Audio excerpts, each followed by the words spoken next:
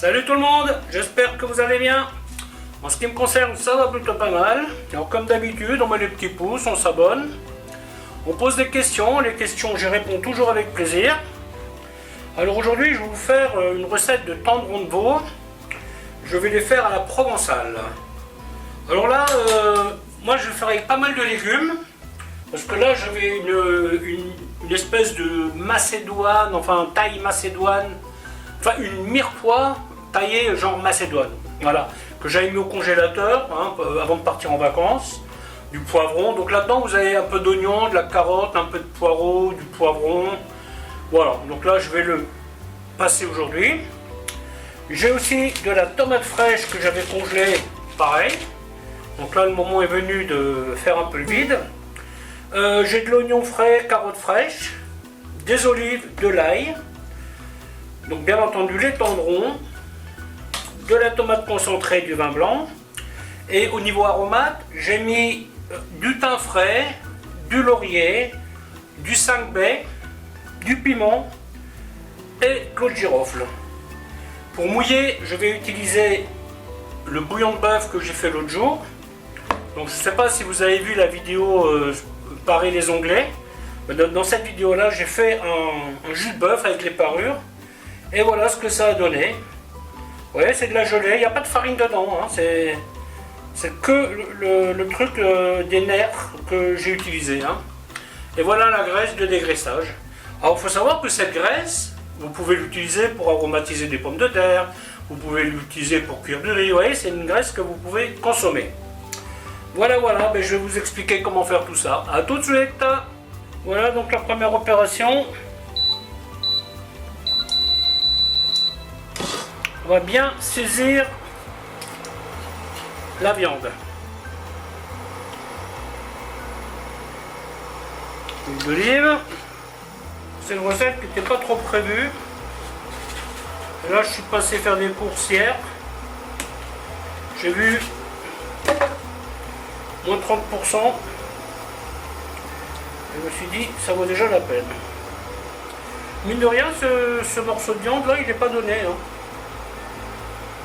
Morceau de poitrine, mais il n'est pas donné. Alors aujourd'hui je vais le cuire au four, hein. D'ailleurs je vais même l'allumer tout de suite. Je vais mettre mon four à 150 degrés et je vais le cuire tranquillement au four.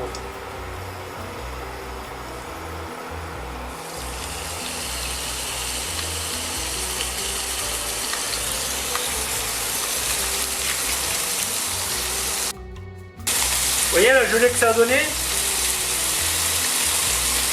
Voilà. Alors pour la couleur, j'ai rajouté juste un peu de palpatrelle, hein. Il était un peu trop clair à mon goût.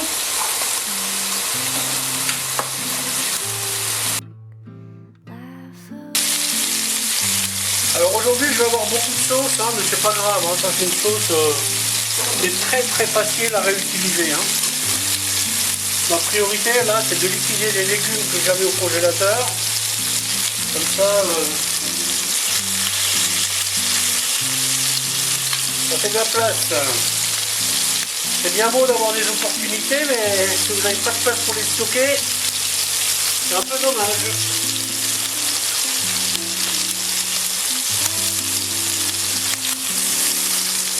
Voilà, hop là, première opération. Ah. Ensuite, oignons. Cela, on va leur donner une petite couleur. Alors, c'est une recette où je vais mettre du basilic aujourd'hui, hein.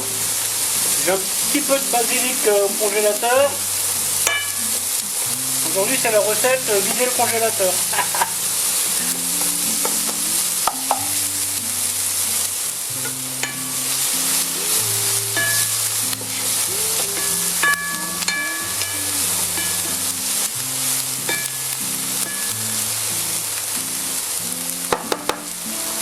L'avantage de la cuisson au four, c'est que vous pouvez faire autre chose, hein. Quand vous le laissez sur le feu, chose que je fais très souvent, mais vous êtes plus ou moins obligé de toujours vérifier que ça n'accroche pas. Et voilà, donc là je vais mettre ma casserole au four et ça me permettra de faire ce que j'ai à faire. Ensuite les carottes.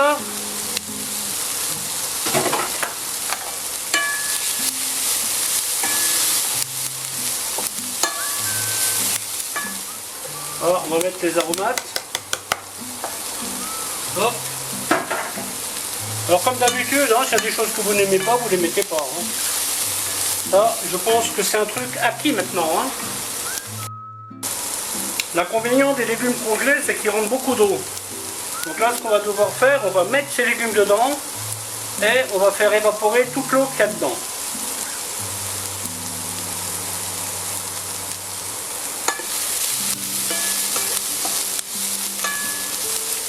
Voilà, là les oignons commencent à colorer.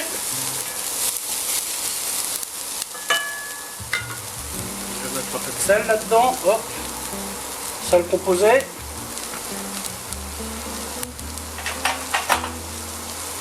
Si vous êtes intéressé par le sel composé, vous avez la vidéo. Hein.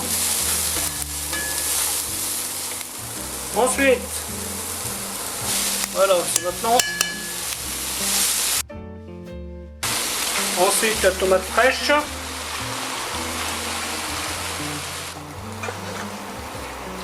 Voilà, pareil, la tomate, on va bien évaporer l'eau. Hein. De l'ail. Ça, c'est le genre de plat, vous pouvez le préparer la veille hein, pour le lendemain, et puis vous le mettez en chauffe à basse température, ça marche très bien. Hein. Après, il faut les gens qui aiment les tendrons, hein, parce que c'est quand même une viande où il y a un petit peu de graisse. Hein. Ça, c'est pas tout le monde. Hein. Donc là, je vais bien insister pour la réduction. Hein. Je veux plus qu'il y ait une goutte d'eau dans ma casserole. Cette recette, vous pouvez la faire avec de la coriandre aussi, ça c'est pas mal. Hein. Bon, moi j'ai du basilic à liquider, donc je vais le liquider, mais la coriandre s'adapterait bien à ce plat aussi. Hein.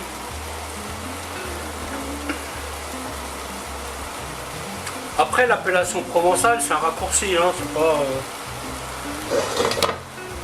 Si vous tapez sauce provençale sur Google, je suis pas sûr que vous trouverez une sauce avec autant de légumes. Hein.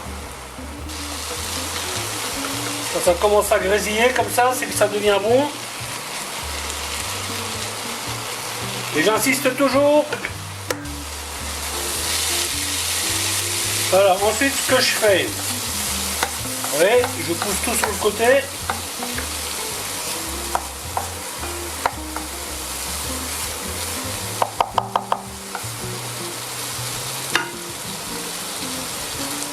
Et je mets la tomate concentrée au centre. Parce que moi j'aime bien la griller un peu. Voilà, vous voyez, c'est comme ça, tac. Ensuite, on touille.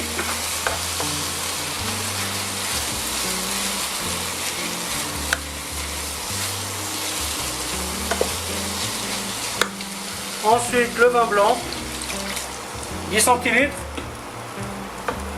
À vue de pif, hein. On va faire réduire un peu.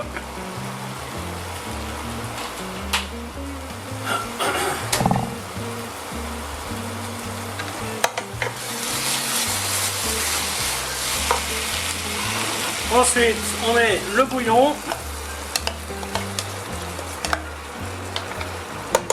Alors, si vous n'avez pas de bouillon fait vous-même, vous prenez ce que vous voulez. Hein.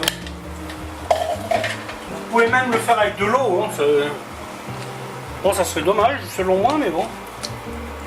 Dommage, mais faisable. Hein. On n'oublie pas l'assaisonnement. Voilà, hop.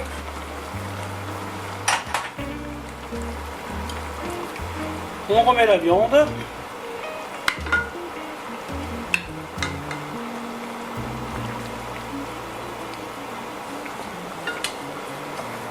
Les olives.